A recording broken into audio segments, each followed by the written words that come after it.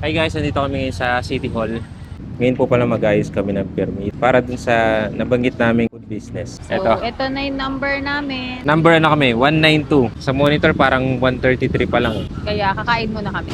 Ngayon, yung bilang na to, kaya kami may number for assessment na siya. So, waiting kami ng assessment. Then after that, makita rin namin kung ano yung next na step.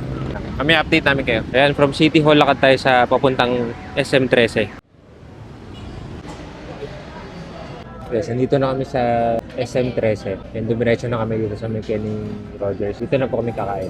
Pero yun yung isang hirap sa pagkakaroon ng business. Pag-aayos ng permit. Sa mga nakaraan kong video, diba, nabanggit ko rin na ayoko mga nag-aayos ng mga requirements. Sa ngayon kasi kami lang kayo nag-aayos ng mga permit namin kasi hindi pa namin kaya kung papaayos. Bali dito sa business namin, bali 5 kami dito. Kaming dalawa yung sa operation. Ako yung kitchen, siya yung dining. Kasi yung isa kong kapatid, siya yung sa accounting.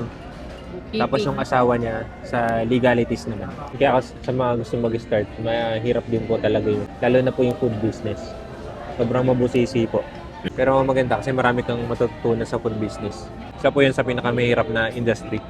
After po nito, diretso na kami sa City Hall. Balik na kami. Baka matawag na rin yung number namin. Ito agad ang madagas. Nandito na po ulit kami sa SM Martires City Hall. Yung madali pa kami maglakad galing SM. Kasi iniwan namin yung number ng 133. Pero ngayon nasa ano pa lang, 156. Eh yung number namin, 192. So yun, matagal pa kami maghintay dito. Alas 5 na rin pala ng hapon ngayon. Hindi namin alam kung anong oras sa abutin.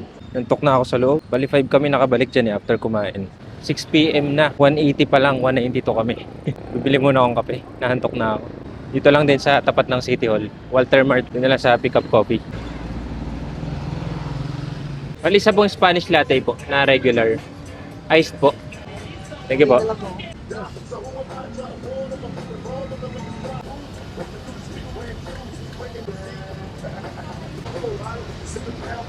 Salamat po. Yung bali, babalik na ulit ako sa City Hall. And baka hindi na namin ma-video sa loob kasi lobat na rin ako. So mag-update na lang kami pagdating sa bahay.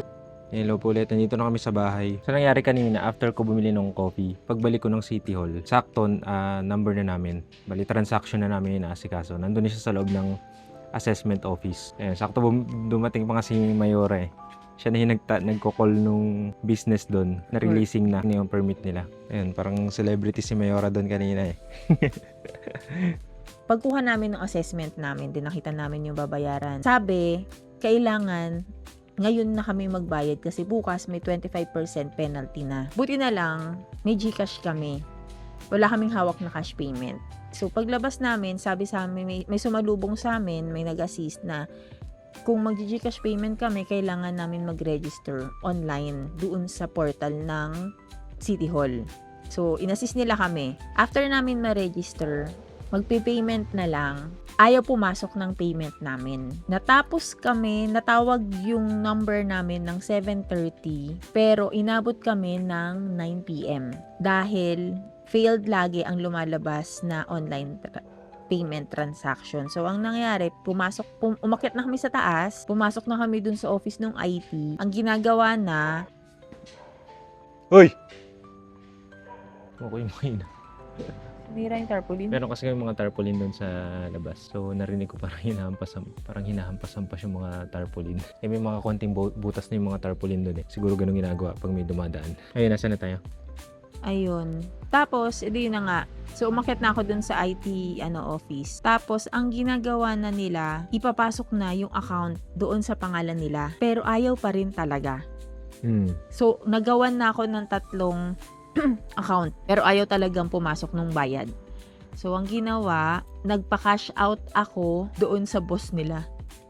Yung boss na nila yung naglabas ng cash para makapagbayad kami na lang ng cash. So, tinransfer ko na lang yung Buti na lang din may GCash. Oo, may buti. cash sila. May cash yung boss nila. Ayun. Dapat nga ang gagawin pa, ang babait nga, sobrang bait dun sa mga nag-assist sa amin kanina doon sa City Hall. Kaya po, thank you bait pala sa nila. mga staff ng City Hall. Ang Oo. mabait sobra. Sobrang, kahit kakain na nga sila nun eh. Sobrang OT na kasi sila. So, kakain na dapat sila. dumating na yung food nila pero hindi talaga nila ako iniwan. Ayun. So, after nga nun, kinuha na nung isang staff yung pera nung boss. Tapos yun nga, tinransfer ko na. Tapos, inassist pa rin nila ako hanggang sa baba, doon sa cashier na pagbibigyan ng pera. Tapos, by next, tapos tatawagan daw kami pag marirelease na yung mayor's permit. Tsaka buti na lang din natapos yung nakabayad kami. Kasi bukod dun sa 25%, everyday madadagdagan pa siya ng 2%. Yun din yung kagandahan, gumawa na sila nung online transaction. Lahat na, Oo. nandun na, pati yung assessment, ganyan. Doon na lang yung gagawin. Ayun, kasi dahil sobrang hassle dati. Manual talaga lahat. Ayun, maganda yung nila na yun. Sana ma-update nila ng maayos yung online transaction. Wala talaga dati, no? Oo, Talagang ngayon lang. Ngayon pa lang. Kaya kanina, yun nga, actually, hindi lang naman kami yung nagkaroon ng problema, pero sa amin lang tumagal. Thank you ulit sa staff nung ng City Hall. Grabe yung babait. Grabe yung assistance nila. Ilan na silang nag-assist sa amin. Hindi mo sila makikitaan ng, ano ba to? Tagal naman ito. Yung na Kahit alam mong maghapon sila dun. na, oo. So, yun lang. Sa ngayon. Next business, ulit. Small business vlog. Thank you po, thank you. Thank you. Bye-bye. Salamat po, salamat.